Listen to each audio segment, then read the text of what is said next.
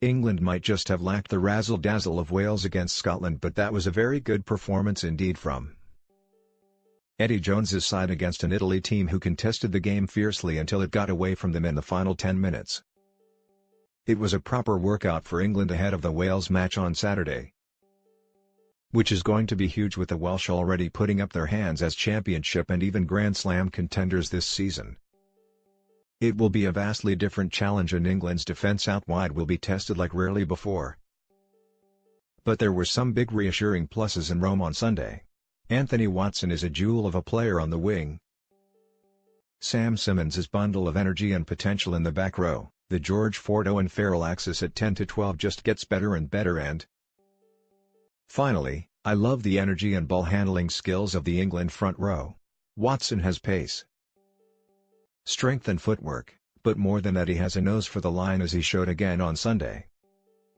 He moved to full back when Mike Brown went off, and again we got a tantalizing glimpse of an England back four of Watson, May and two others who would come on as replacements, Jonathan Joseph and Jack Nowell. Rob Baxter at Exeter Chiefs has been bringing Simmonds along nicely, and he looks the real deal to me. There is no substitute for pace, and Simmonds has got explosive pace, the kind of gas world-class centers display. And he demonstrated that in both the tries he scored on Sunday. He's an intriguing player. We haven't seen too many like him in the England back row over the years, and it could be he will end up at open side. But then again, you tend to get the ball in your hands more often at number 8. Whatever the case, he's certainly a major find for England, and his back row education will continue apace against Wales' breakaway trio. I have sung the praises of Ford and Farrell many times, so their smooth combinations on Sunday were no surprise. Just occasionally. Because Farrell is world-class in everything he does and a natural leader, I have thought perhaps he should be given his head at 10, but Sunday reinforced in my mind that they come as a package, and that Farrell is now really relishing that little bit of extra time he gets playing outside Ford. Now for the front row, boys. I have been critical of Dan Cole. I wanted to see more in the loose and fewer penalties conceded, and he delivered on both fronts on Sunday. Dylan Hartley also looked lively and was good at the line-out, while Mako Vunipola continued in his rich vein of form. That trio helped England establish the tempo they wanted in the first half to stress Italy and force errors. My one concern is over what appears to be a serious injury to Ben Youngs, which leaves England having to call in a reserve scrum half. Presumably either Dan Robson of Wasps or Richard Wigglesworth at Saracens. I have never quite understood why Eddie has declined to have a third scrum half training with the squad at all the mini camps to keep in the loop and to know all the calls for forwards and backs and to work with the fly halves.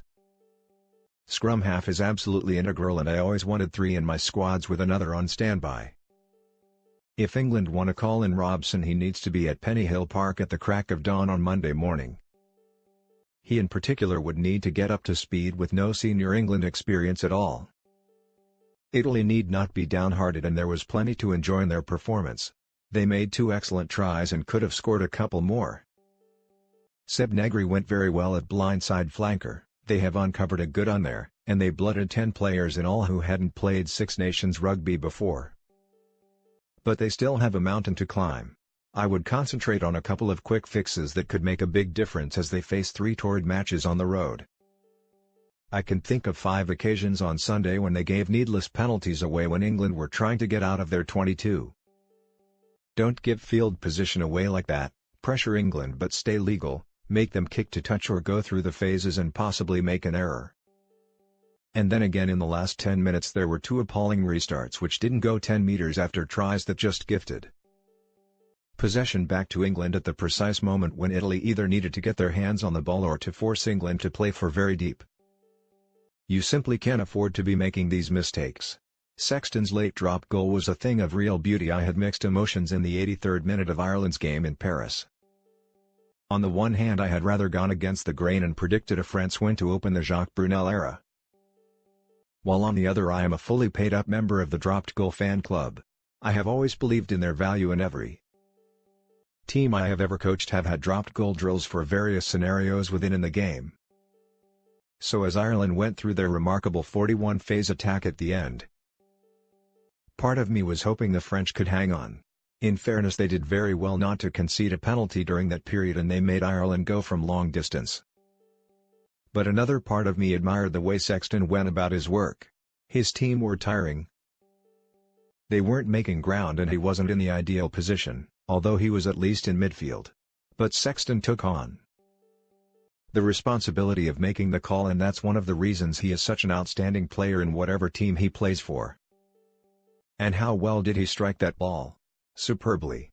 My only criticism would be that perhaps Ireland could have employed a DG earlier in the game. At 12-6 up with the match stagnant in the third quarter, it could have kick-started Ireland nicely. Ireland hadn't looked like scoring a try. Winning is everything on the opening weekend of the Six Nations, but that said, and despite the glory of Sexton's dramatic clincher, Ireland will know they were a bit below par in Paris.